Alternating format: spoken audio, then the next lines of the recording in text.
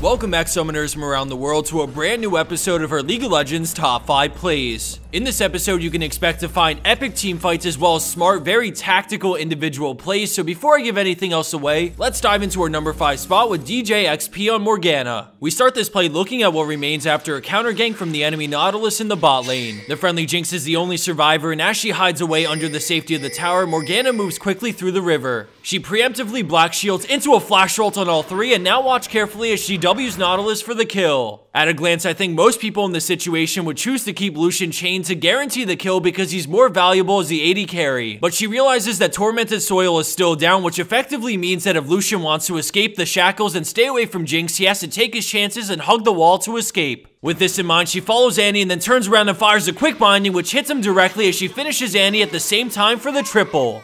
Purple team triple kill. Moving into our number 4 spot, we have BlackLotus IX on Nami with a play to get her team back in the game. They're down about 3.5k gold, which isn't too terrible, but the game could get out of reach if they make any more mistakes. At first, this catch on Thresh looks good, but then out of nowhere, blue team shows up and Irelia gets blasted down to low HP. All of a sudden, a tidal wave comes cruising in, followed by a shockwave on 3, which groups them up for the bubble as red team collapse. They take 2 kills almost immediately, and despite the beautiful turnaround, Irelia still goes down, but they manage to burn Volibear down through his passive to get the 4-for-1 in a critical point of this match. Our number 3 spot features a type of play we don't usually show, but the ramifications of what Irelia does is massive, and to those who are newer to the game, this is the type of pressure you can bring to the table with your presence alone as a tank who is also a threat to carries. We see Røflýøùfæîlz on Irelia has opted to flank around the back as they push to win the game. Since the friendly Corki is down, they're forced to hold them off in a 4v5, and at this point, things look really grim. Irelia uses her stun and sheen procs to chunk Zed quite a bit, which draws pressure and forces the tanks to peel back, exposing the enemy Rise and Twitch. We can see that because the enemy front line fell back and thought their teammates would as well, it created this situation where they split up for just a moment, and that's all it takes for Leona to get in. The rack gets blown up instantly, and we see the enemy tanks rush over to Rise, and this opens up Zed again to more punishment from Irelia. Of course, this makes the Hook brothers react, and they essentially both waste their Qs, and with Rise so low, red team start to fall back. Irelia knows that if they want to keep fighting her, then backup will eventually come, so she stays within her limits. While all of that was happening, blue team had super creeps going in the bot lane. Realizing this, Irelia decides to teleport to the creep wave as the rest of her team deny ports as she finishes the game. If there's one thing to take away from this play, it's that sometimes a little presence can go a long way, and you don't always have to go in to make a big impact. Landing in at our number 2 spot, we have a brilliant team fight from SkogMonster on Sejuani. In the beginning of this play, we see the enemy team sitting on Dragon as they wait around the outside of the pit. All of a sudden, Sejuani dashes over the wall, instantly ulting them in place so that she can take Dragon off their hands as her entire team wombos them down. Everything about that play was perfectly executed. From the timing of the engage to even the follow-up from Draven's ult, everyone was at the right place at the right time to chain everything and get Fiora that quad.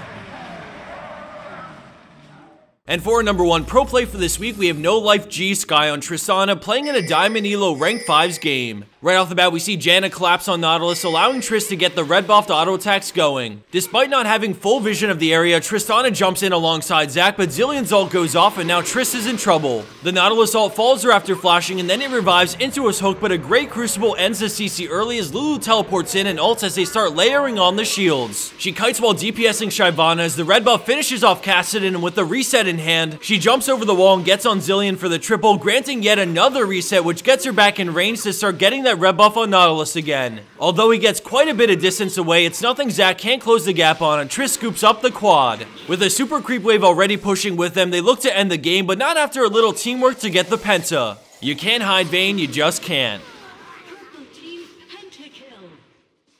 And for the bonus clip of the week, we have a really funny play from SWSW PawPaw on Xerath. As he farms in the mid lane, he has an idea that the enemy team are doing Dragon, but sadly he doesn't have vision of inside the actual pit, so he has no clue what health it's at. He moves into range and ult, somehow getting the steal, followed by the double kill as he returns back to his lane like nothing happened. Let's check that out one more time, but from his perspective now, so you can see how sick that must have been when he clicked the R button. Before this episode comes to a complete end, I wanted to give a big thanks to our sponsor Skillcap.com for providing a $100 prize for the #1 spot in this video.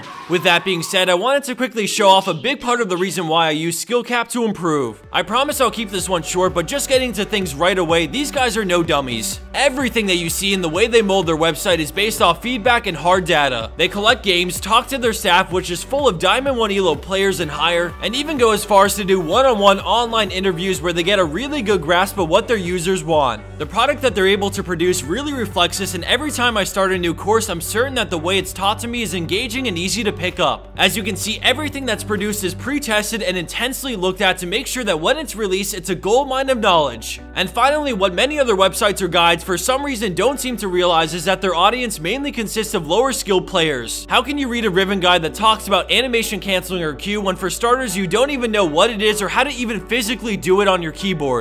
It's this kind of foundation that you need to know, and Skillcap understands this and has practice regimens to make sure you're well equipped to learn it inside and out. If you want to give it a try or even just take a look, then click on the annotation on your screen or visit the description box to check it out. Last but not least, since you've made it this far, why don't you drop a comment with your thoughts on the newest champion, Kalista. That may or may not allow you to win one of 5 Skillcapped accounts we're giving away for free, so you may or may not want to do it. Either way, it's been a blast, and as always, thanks for watching and expect to see a ton of League of Legends content coming your way this weekend.